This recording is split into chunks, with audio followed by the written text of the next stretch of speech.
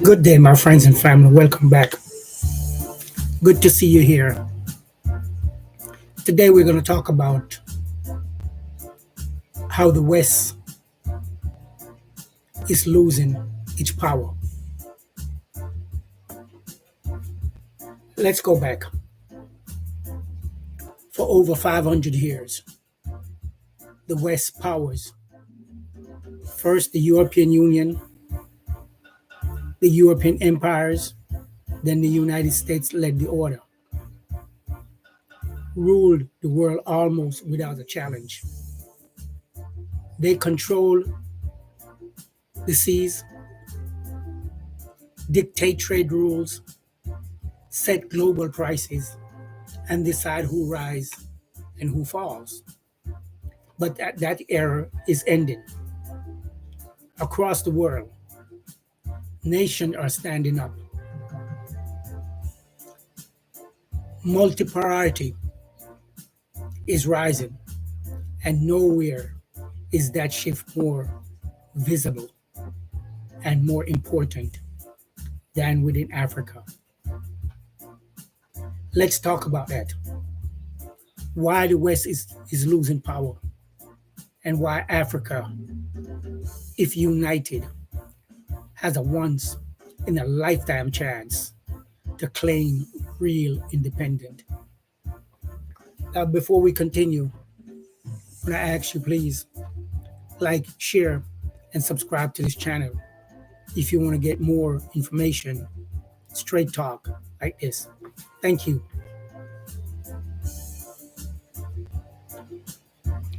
Now, let's talk about the fall of the West, unquestionable Western rule. For decades after World War II, the United States and its allies could dictate terms. The dollar was the global king. NATO decided which war were fought and where. Europe, especially France, maintained economic and political control over its former colony in Africa. But today, BRICS is growing.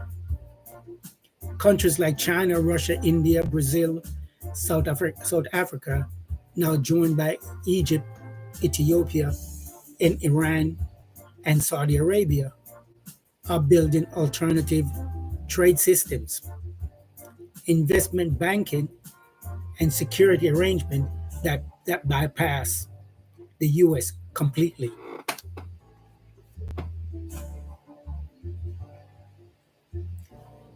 The world center of gravity is also shifting away from Washington, London, and Paris.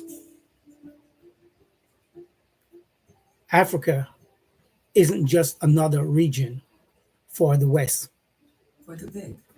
It's a lifeline. Uranium that powers France nuclear plants comes from Niger. The gold that pops up its central bank reserve came from Mali and Burkina Faso. The oil that fuel its industry flow from Gabon, Angola, and Nigeria. This is why the West has fought so hard to keep Africa dependent. And that's why the alliance of the Sahel state, Mali, Burkina Faso, breaking away is such a direct Western power. The sweat and the tone. In just 2 years, the AES bloc expelled the French troops, ended security cooperations with ECOWAS, and sanction policies. and began replacing the CFA franc, the colonial currency, with a new sovereignty system. They formed a joint military command to defend themselves without Western help. They are not waiting anymore for permission. They are building sovereignty brick by brick. Why the West is panicking? In Paris, Macron is in a political crisis. His government has collapsed more than once. Protests rocked the streets. His alliance is weak, and the opposition is growing. France's African empire is collapsing. The foundation of its global influence is slipping day by day. In Washington, AFRICOM Commander General Langley is openly warning about African leaders like Ibrahim Traore in Burkina Faso. His accusation, he accused Ibrahim Traore of using Burkina Faso gold to prompt up his government.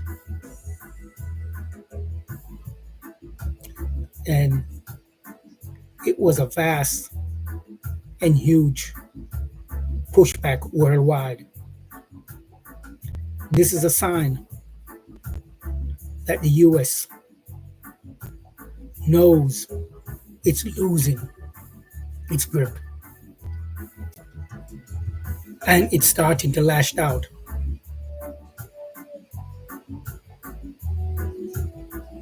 Now, the decline isn't just in Africa. The US military is overstretched. After 20 years of endless wars, Europe is divided over how to handle migration problem, energy, and the rise of China. The dollar is being challenged in the oil market, with Saudi Arabia now trading with China in yuan. Even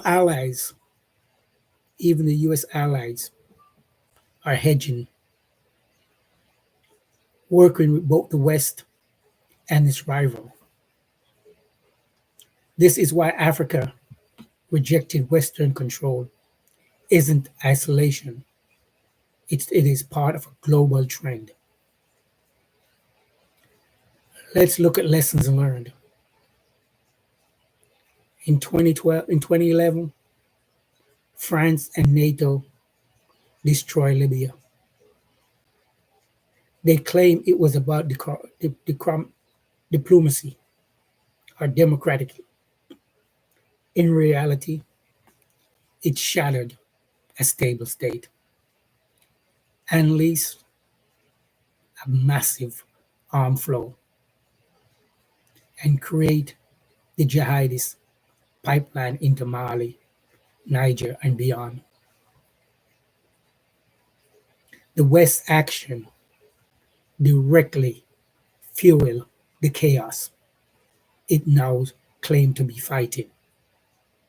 And when Mali, Burkina Faso, and Niger realized this, they knew France wasn't their solution. France was part of the end of the problem. This is the window of opportunity for Africa. The West is weaker It has been in centuries. But weakness in the West doesn't mean automatically means strength in Africa. To truly win this moment, African nation must stand together as one, unite. Unity is power. Division defeats. They must control their resource. No more exporting raw material for pennies. They must build an independent defense so no foreign army can dictate the policies. They must create a new financial system free from Paris, free from London, free from Washington control. For instance, a couple of weeks ago, Ghana needed to control its currency. So it started to float US dollar in its foreign currency market. The World Bank and the IMF was outraged because the Ghana CD was now ranking higher than the US dollar in Ghana. They start accusing Ghana of manipulating the systems. But it's funny, when the US dollar weakens, what does the US Treasury do? It increases the supply of dollar. Same thing the French does, same thing England and the rest of the European Union does. But yet when Africa do it, it is accused of being manipulating the system. Isn't that funny? My people, my African brothers and sisters, we must, at this point, stand as one. If you like the information I'm putting out, please like and share and subscribe to the channel so you can get first alert when the next video drop. Let's build a positive channel that tells the truth and speak power. Yes, my brothers and sisters. It is time for us as African to take our rightful place in this world. One time, we was powerful.